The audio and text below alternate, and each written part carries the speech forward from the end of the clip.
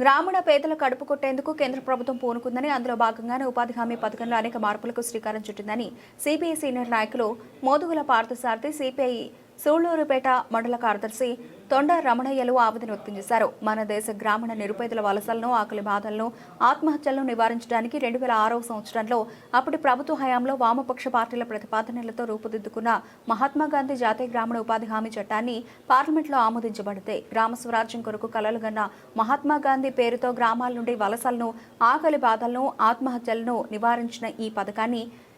ఏవో చిన్న చిన్న లోపాలు ఉంటే సరిదిద్దుకోవడానికి బదులు ఈ చట్టాన్ని నిర్వీర్యం చేయడాన్ని తీవ్రంగా ఖండిస్తున్నాం. ఈ చట్టానికి మహాత్మాగాంధీ పేరు తొలగించి వికసిత్ భారత్ జీరామ్జీ అనే పేరును పెట్టడం సరైన పద్ధతి కాదు. అదేవిధంగా ఈ పథకానికి కేంద్ర ప్రభుత్వం 60% మరియు రాష్ట్ర ప్రభుత్వాలు 40% నిధులను కేటాయించే విధంగా మార్పు చేయడం వల్ల ఈ పథకం నిర్వీర్యమయ్యే పరిస్థితి ఉంది. కాబట్టి ఈ చట్టాన్ని యథావిధంగా ఉంచి గతంలో ఉన్నట్లు ఈ చట్టంలోని హక్కులను మార్పు చేయకుండా కేంద్రం నుండి 90 మరియు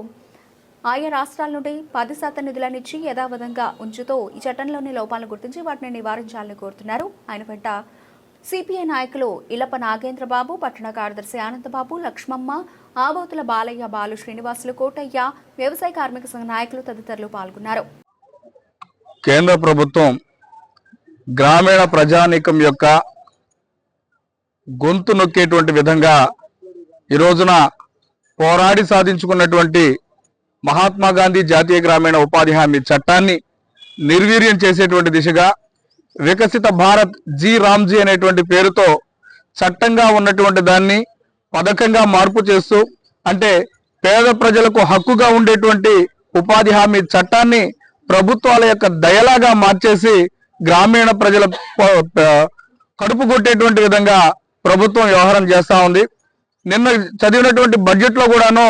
గ్రామీణ హామీ పథకానికి నామమాత్రంగా నిధులు విడుదల చేయడమే ఈ చట్టాన్ని ఎంతగా నిర్వీర్యం చేస్తున్నారనేటువంటి విషయం తేటతెల్లమవుతోంది. కాబట్టి ప్రభుత్వాలు ఈ నిర్ణయాన్ని వెనక్కి తీసుకోవాలని చెప్పేసి ప్రజల హక్కుగా ఉండేటువంటి జాతీయ గ్రామీణ ఉపాధి హామీ చట్టాన్ని నిర్వీర్యం చేయకుండా, దాంట్లో ఎటువంటి పేరు మార్పు చేయకుండా చట్టాన్ని యథాతథంగా కొనసాగించాలని చెప్పేసి భారత కమ్యూనిస్టు పార్టీ సిపిఐ, ఆంధ్రప్రదేశ్ వ్యవసాయ కార్మిక సంఘంగా మేము డిమాండ్ చేస్తా ఉన్నాం. ఏదైతే మీరు పేద ప్రజానికానికి మేలు చేయదలుచుకున్నట్లయితే ఉన్నటువంటి పని దినాలను 125 రోజులకు పెంచుతామంటున్నారు కదా, అదేదో ఇప్పుడు గ్రామాల్లో ఉపాధి దొరకక, అట్లాగే కూలీ ఇచ్చేటువంటి కూలీని కూడా 300 రూపాయలకు మించి కూలీ రేట్లు పెంచడం ద్వారా పెరిగిన నిత్యావసర సరుకుల ధరలకు అనుగుణంగా కూలీ రేట్లను పెంచడం ద్వారా మీరు పేద ప్రజలకు న్యాయం చేయాలే తప్ప ప్రజల హక్కుగా ఉండేటువంటి చట్టాన్ని నిర్వీర్యం చేసి అదొక పథకం లాగా ప్రభుత్వాలు ఇచ్చేటువంటి దయ మీదనే బతకాలనేటువంటి విధంగా చేయడం చాలా దుర్మార్గం అని చెప్పేసి అభిప్రాయపడతా ఉన్నాం. ఈ రోజున ఆంధ్రప్రదేశ్ వ్యవసాయ కార్మిక సంఘంగా, భారత కమ్యూనిస్టు పార్టీగా దేశవ్యాప్తంగా అన్ని ఎంపీడీఓ కార్యాలయాల ముందు నిరసన తెలియజేసి ఎంపీడీఓలకు వినతి పత్రాలు అందించేటువంటి కార్యక్రమాన్ని ఈరోజు తీసుకోవడం జరిగింది. ఆ కార్యక్రమంలో భాగంగానే ఇక్కడ సూళ్లూరుపేటలో కూడా మేము ఎంపీడీఓ గారికి వినతి పత్రం అందజేశాం. ప్రభుత్వం ఇకనైనా గ్రామీణ ప్రజల పట్ల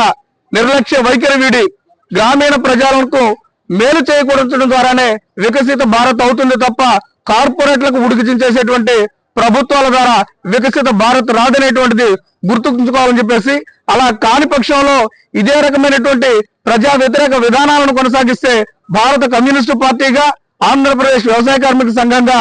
ఏమాత్రం వెనకాడకుండా మీ మెడలు ఉంచేటువంటి విధంగా పోరాటాలు చేస్తామని చెప్పేసి కూడా హెచ్చరిక చేస్తా ఉన్నాం.